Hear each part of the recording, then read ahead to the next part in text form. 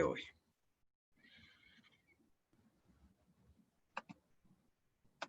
Bueno, estamos hablando de generalidades de la insuficiencia cardíaca, pero ahora nos vamos a poner ya a especificaciones de los dos tipos de insuficiencia cardíaca que vamos a manejar en el momento. La insuficiencia cardíaca sistólica y la insuficiencia cardíaca diastólica. Acordaránse que la insuficiencia cardíaca sistólica empieza con el fracaso del ventrículo izquierdo, con una fracción donde el ventrículo izquierdo no es capaz de bombear la sangre necesaria para mantener las funciones del organismo.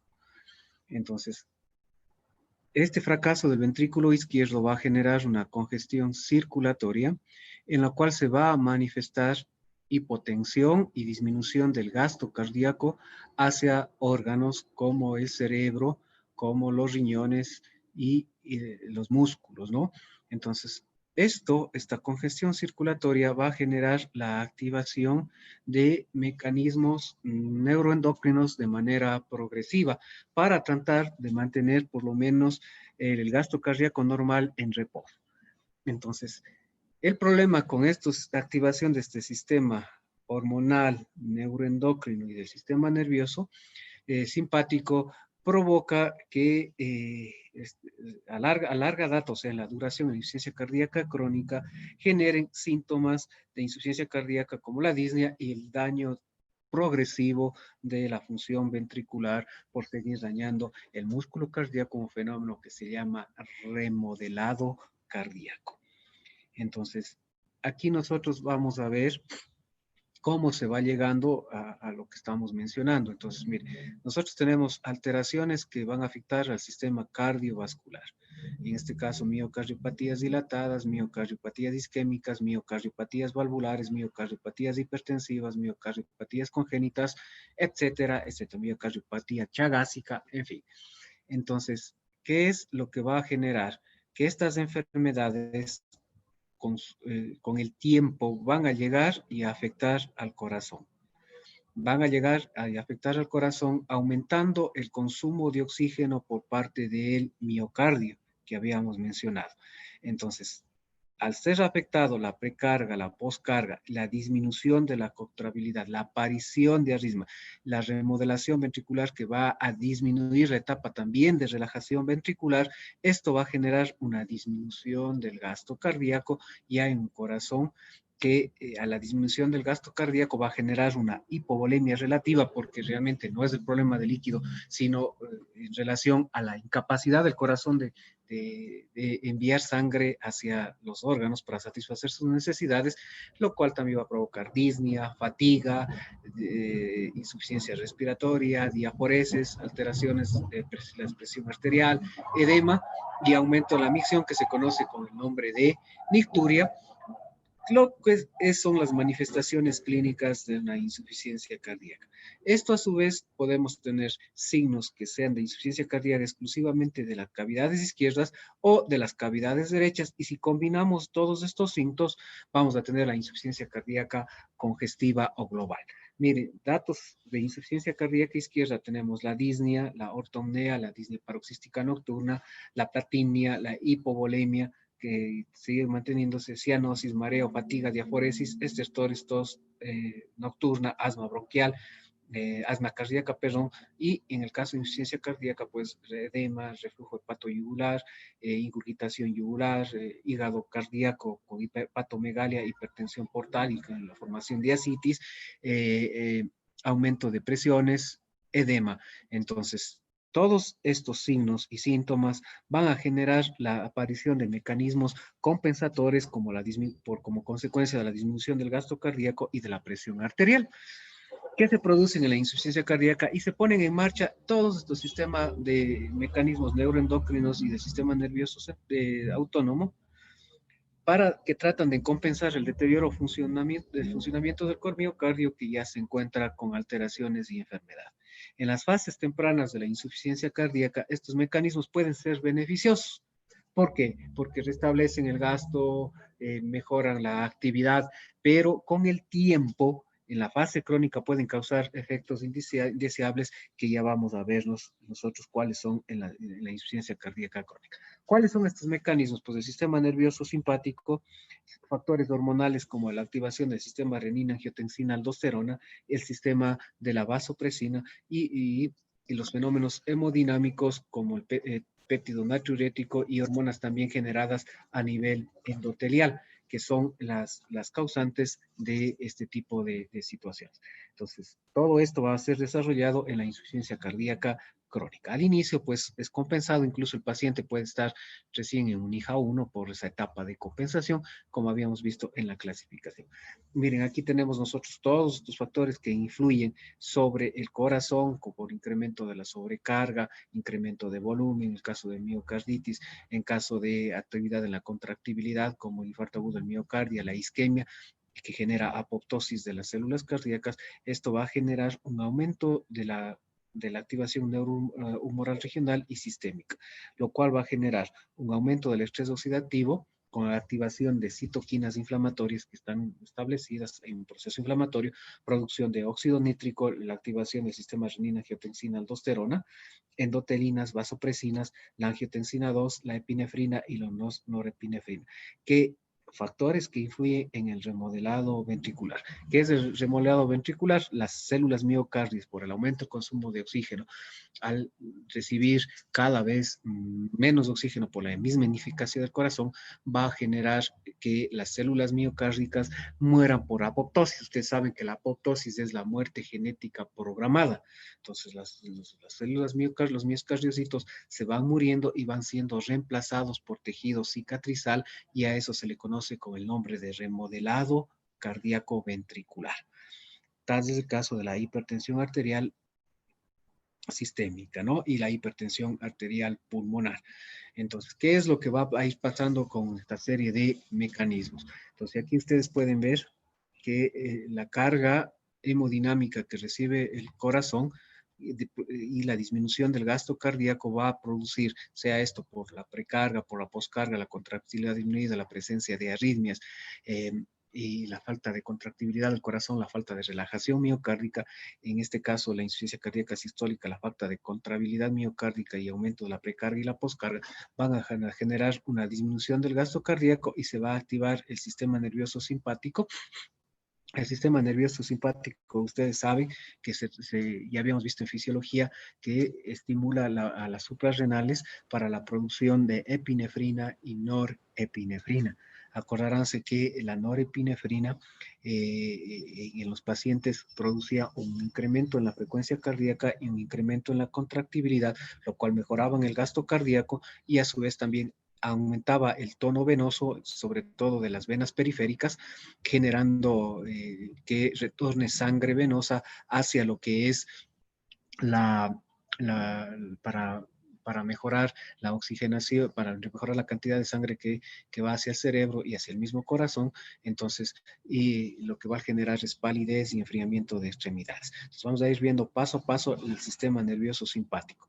Entonces, el sistema nervioso simpático aumenta la frecuencia cardíaca y la fuerza de contractibilidad del corazón.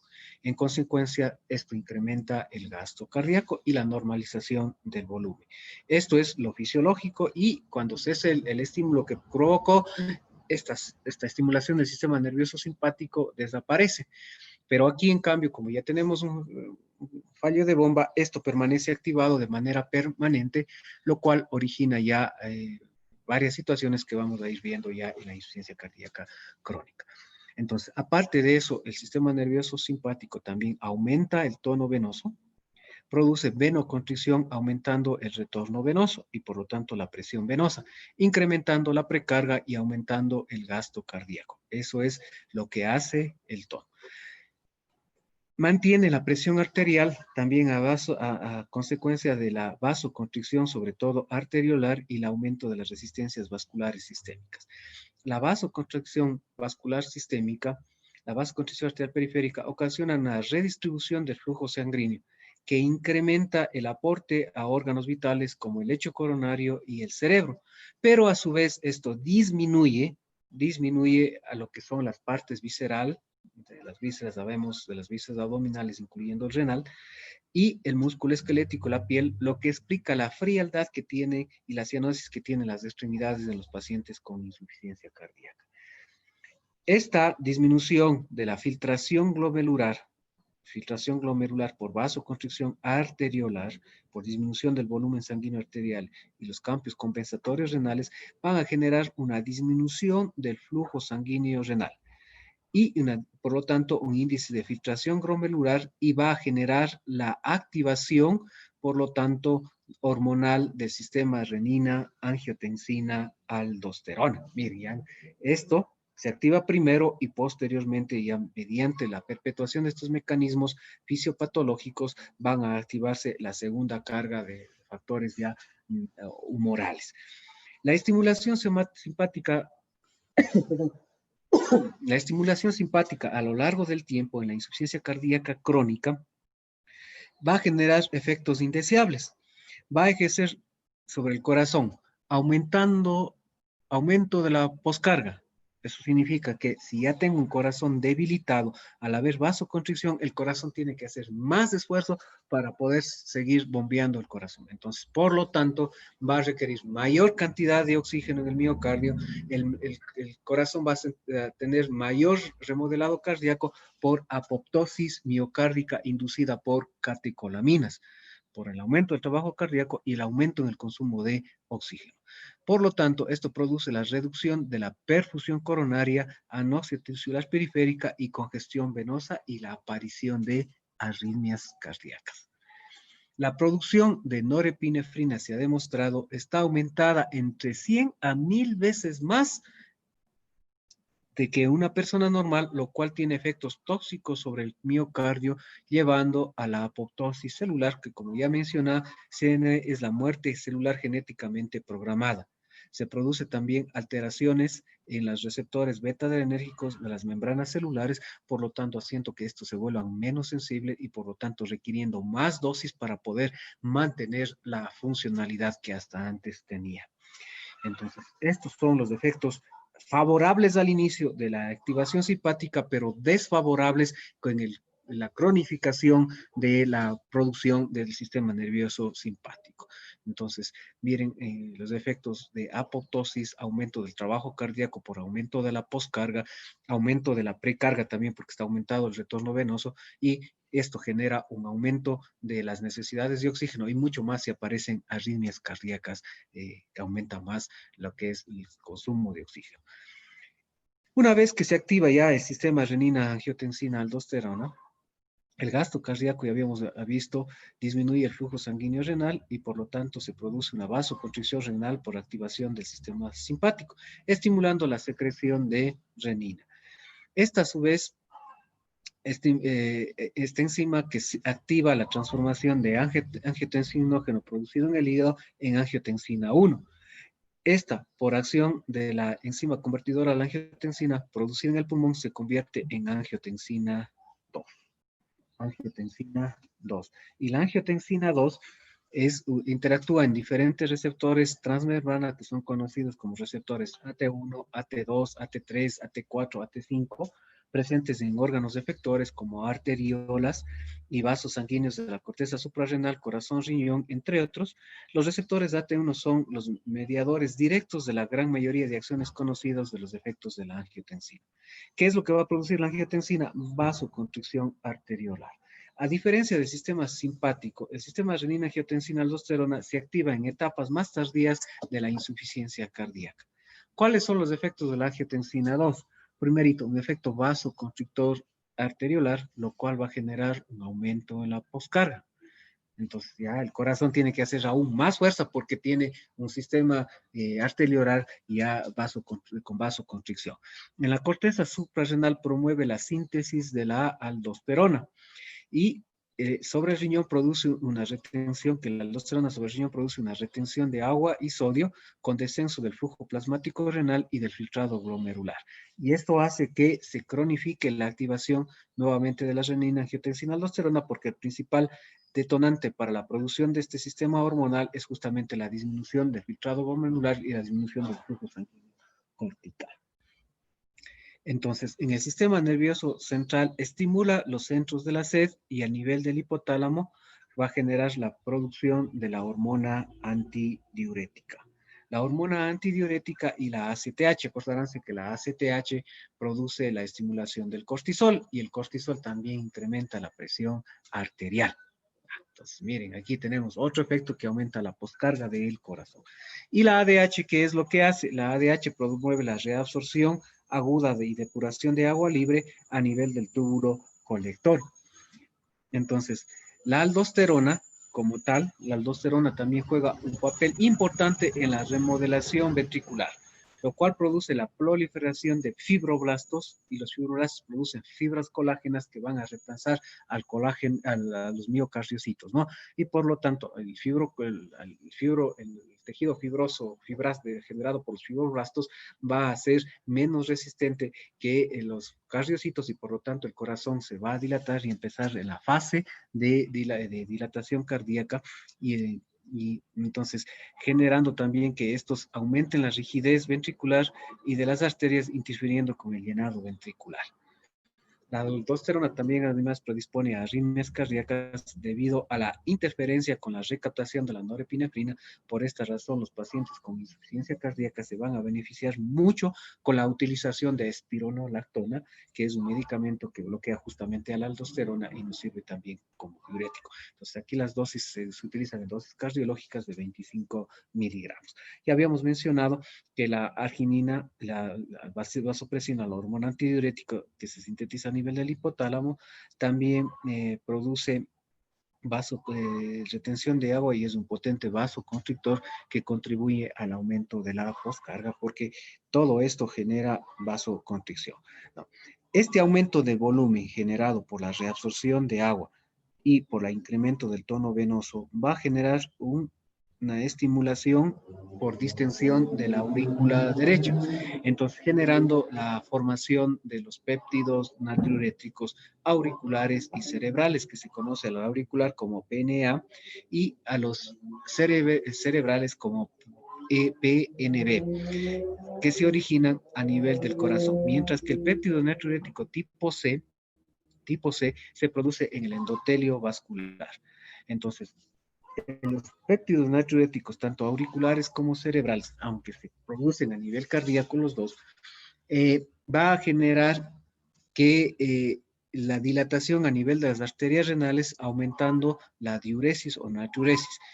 Natriuresis y diuresis. Natriuresis, eliminación de sodio. Diuresis, eliminación de agua, ¿no? Estas hormonas contrarrestan los efectos indeseables de los mecanismos adrenérgicos de renina, angiotensina y vasopresina. Pero ¿cuál es el problema? Si bien al inicio esto es beneficioso, con el tiempo pierden efectividad y la respuesta de los miocitos auriculares a la distensión se va atenuando y por lo tanto disminuye la producción de estas hormonas beneficiosas. Por lo tanto, aquí también se está trabajando mucho para lo que es el péptido natriurético en la fisiopatología de la insuficiencia cardíaca, y ustedes van a encontrar ya medicamentos que están actuando a este nivel de la natriuresis y de la y de la diuresis generado por estos péptidos beneficiosos para la insuficiencia cardíaca. Los péptidos natriuréticos, en cambio, se produce en el endotelio vascular y de los vasos renales, pulmonares y coronarios, y produce vasodilatación arterial y venosa. Inhibe a la endotelina, que también se activa en la insuficiencia cardíaca y tiene efectos antimitogénicos y de minimización natriurética. Entonces, eso es lo que nosotros establecemos. Aparte de eso, también hay activación del sistema de las interleuquinas. Acuérdense que las citoquinas son péptidos que intervienen como mensajeros proinflamatorios entre las células a través de receptores específicos, regulan la activación y diferenciación y crecimiento y muerte celular. Existen cada vez más evidencias que la respuesta inmunológica mediada por, sobre todo, el factor de necrosis tumoral está asociado a cambios en el papel o juega un papel trascendental en la patogénesis y en el desarrollo de la insuficiencia cardíaca. Sobre todo, como les digo, el factor de necrosis tumoral en pacientes con enfermedad coronaria hay niveles elevados de receptores de TNF, reflejando que de alguna manera el proceso inflamatorio generalizado que existe en los fenómenos, sobre todo que generan aterosclerosis, como es en la cardiopatía isquémica. Otro proceso también que nosotros vimos en la guía positiva de acá en la parte de aquí, vamos a ver que también existe alteración en las proteínas de contracción, o sea, los miocardiocitos que todavía permanecen estables. También aquí existe una afección, sobre todo en los casos avanzados ya de insuficiencia cardíaca congestiva, que se produzca afecciones enzimáticas que afectan la velocidad de contracción de la miocina, la troponina T y la cadena liviana de la miocina tipo 1. Estas alteraciones pueden estar genéticamente determinadas en ciertos casos como las cardiopatías que son de tipo hereditarias. Entonces, eso es lo que nos ha proporcionado la información de esta guía positiva. Entonces, las alteraciones también se producen a nivel de la matriz extracelular. Los cambios adversos en la matriz extracelular con la presencia de colágeno contribuyen a la disminución sistólica y a remodelación ventricular en la insuficiencia cardíaca. Entonces, como ustedes pueden ver, la insuficiencia cardíaca es una entidad compleja que se origina por interacción de factores tanto genéticos y ambientales que producen cambios importantes a nivel molecular, celular y extracelular del corazón. Es posible que en el futuro el tratamiento de la insuficiencia cardíaca esté dirigido a inhibir el sistema neurohormonal y las citoquinas, como así se lo está estudiando, y si ustedes pueden estudiar un medicamento que se llama Entresto, pues está dando a este nivel y eso es lo que estamos generando. ¿Qué pasa cuando hay dilatación? El aumento del volumen ventricular sistólico final, que es el volumen residual. Acordaránse que en fisiología nosotros estudiamos que el volumen telediastólico, que era la cantidad de sangre que es con la que se llenaba el ventrículo, era alrededor de 120 ml, de los cuales en el momento que el corazón hacía sístole, enviaba 80 ml hacia los vasos sanguíneos, ¿no es cierto? Hacia la aorta o la arteria pulmonar. Entonces, eso era el volumen sistólico, los 80 ml. Entonces, si yo resto 120 menos 80, me quedaba con un volumen sistólico final de 40. Entonces, a eso se le conoce como volumen residual, que es normal, ¿no es cierto? Y otra vez se llena de 80 los ventrículos, 120 envía 80 y así el corazón suple con eficiencia a esto. Pero como nosotros vemos que en los mecanismos compensatorios de la insuficiencia cardíaca, que es acá que estamos revisando, hay un incremento de la precarga, hay un incremento de la precarga, sea por incremento del tono venoso, por la reabsorción de agua libre generado por la hormona antidiurética y por la aldosterona, va a generar que cuando el corazón tenga una disminución de la fracción de eyección, la constricción venosa y la retención de agua y sodio eleven el volumen diastólico final del ventrículo, y por lo tanto, en consecuencia, aumenta la precarga. Te acordarás de que de acuerdo al mecanismo de Frank Starling, a mayor longitud inicial de la fibra miocárdica, mayor energía en la fuerza de contracción. Cuando existe una disminución de la capacidad contráctil o una sobrecarga volumétrica excesiva, este mecanismo mantiene el gasto cardíaco aumentando la longitud de la fibra inmediata. O sea, se estira más el miocardio, pero ya no regresa. Es como estirar el elástico y que este no regresa. Al final, el elástico se rompe y termina dañándose y empieza la fase de dilatación. Entonces, eso es lo que ocurre igual en el corazón. Cuando mayor sea la longitud de la fibra, más potente será la contracción subsiguiente hasta un límite de estiramiento. En el momento que se rompe ese límite de estiramiento, se dañó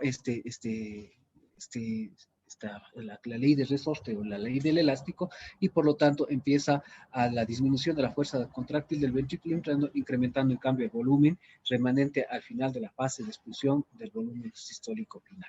Entonces, significa que cada vez aumentando el volumen sistólico final, en lugar de quedarse 40, ya se quedan 50, se quedan 60, se quedan 70, que va estirando cada vez más el ventrículo hasta un cierto límite y empieza la fase de dilatación y obviamente disminuye la contractibilidad del corazón. Finalmente, el ventrículo se dilata con incremento de la presión y del volumen diastólico final.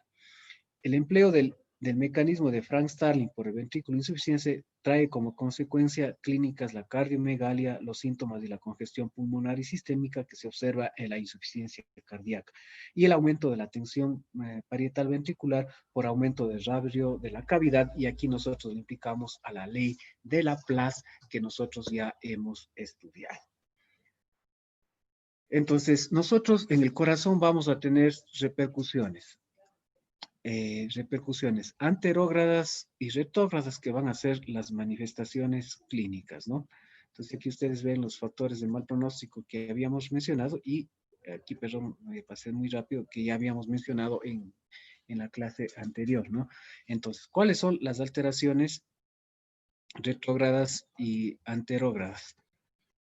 ¿Qué es anterógrado? Lo que está después. ¿Qué es retrógrado? Lo que está antes.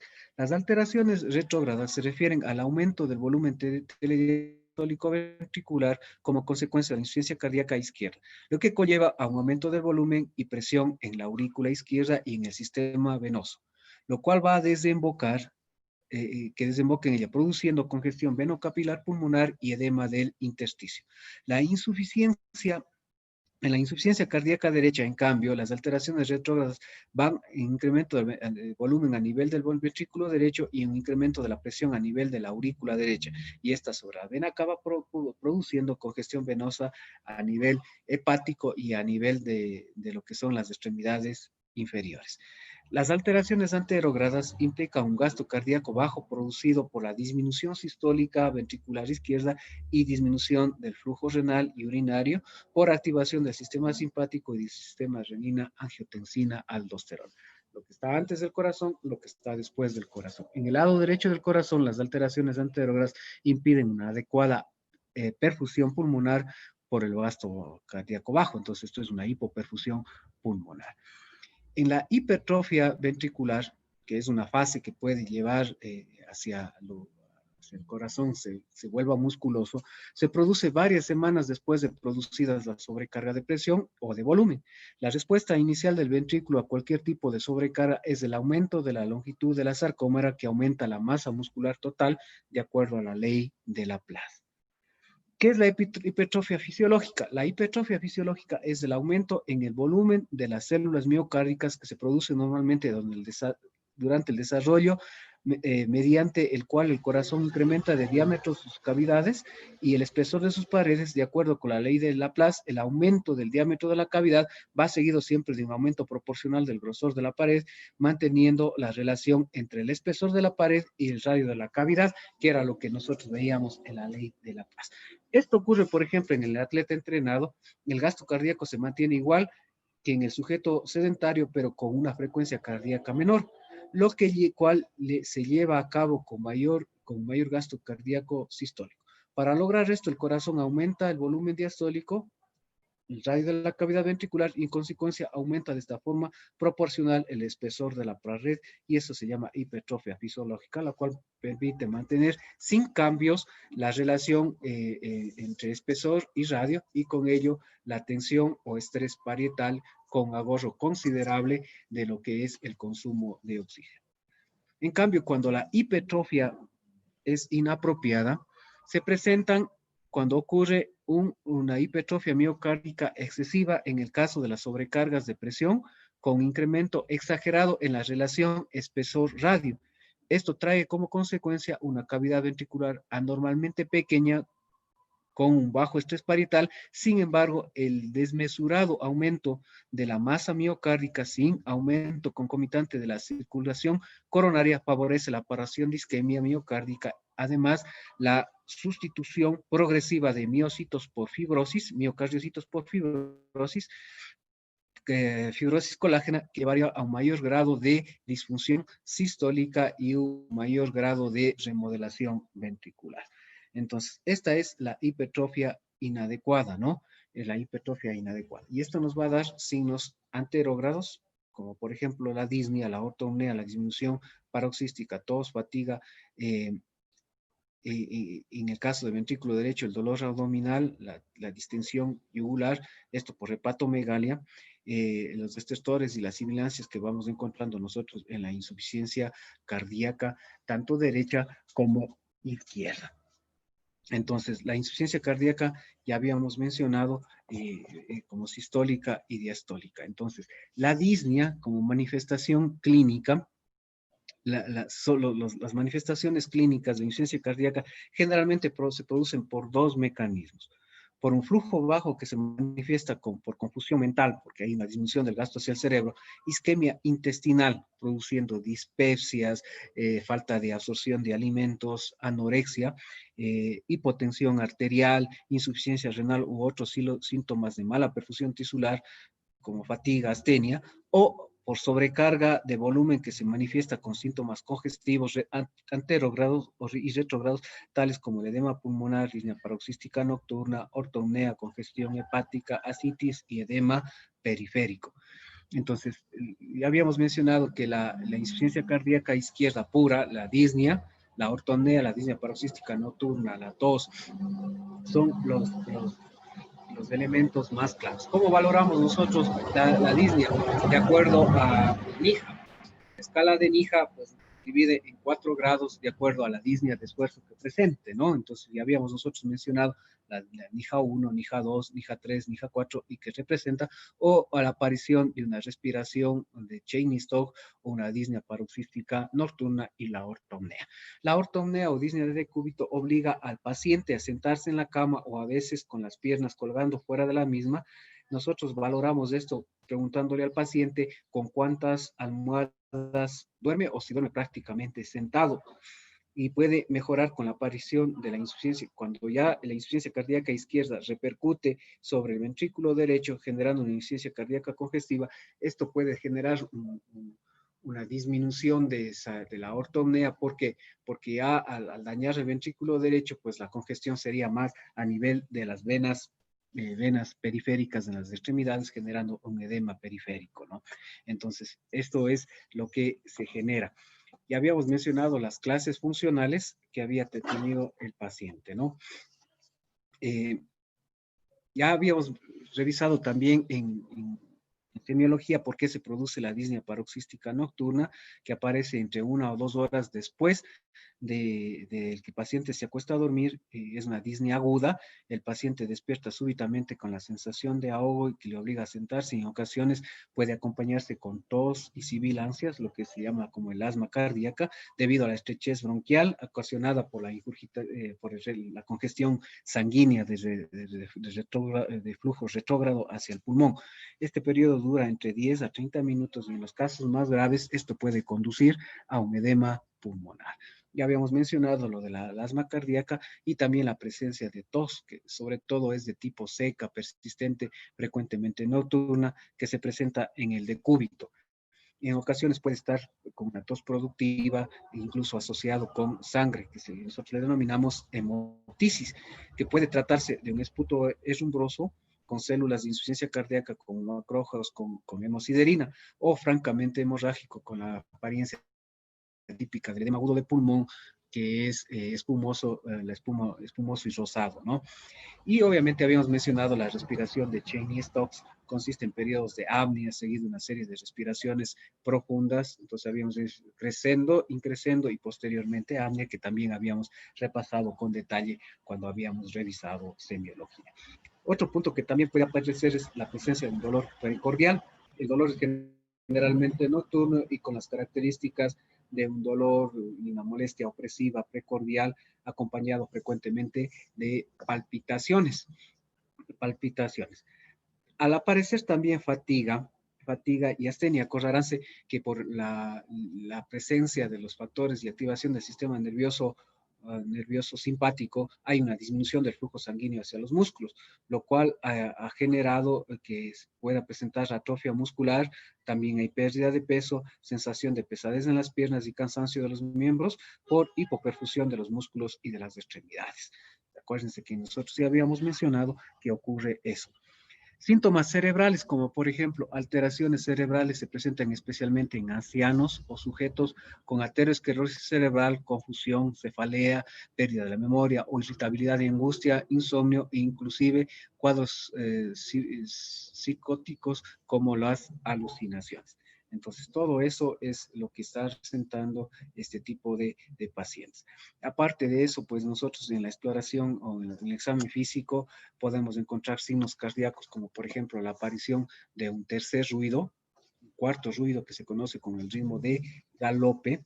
Puede haber taquicardia, podemos utilizar la citis, el edema periférico, la hepatomegalia, los estertores y las sibilancias que son audibles. La cardiomegalia se manifiesta con el choque de punta desplazado hacia abajo y hacia afuera.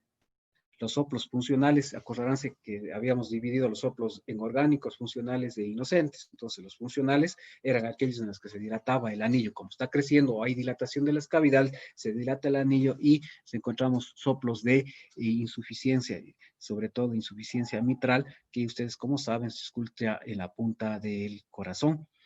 Al ritmo de galope por la aparición del tercer y cuarto ruido cardíaco que nos genera este tipo de situaciones.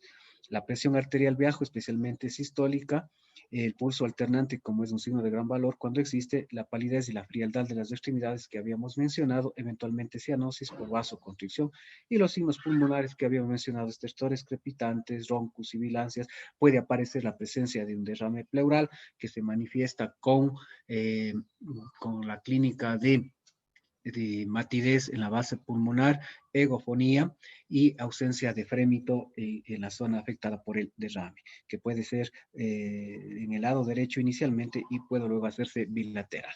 El hallazgo de condensación pulmonar, aunque puede tener lugar en la insuficiencia cardíaca izquierda, es más frecuente en la insuficiencia cardíaca global. Entonces, esto explica los signos y síntomas de la AIS. Entonces, de aquí, de acuerdo a lo que presenta el paciente, nosotros vamos a colocarles entre los criterios mayores y los criterios menores para el diagnóstico de insuficiencia cardíaca. Dos criterios mayores hacen el diagnóstico. Dos menores más un mayor hace el diagnóstico. Entonces, ahí ya vamos estableciendo y ya les dimos los criterios mayores y menores de la insuficiencia cardíaca. Vamos a dejar hasta ahí la presentación. Señores, señoritas, estudiantes, no sé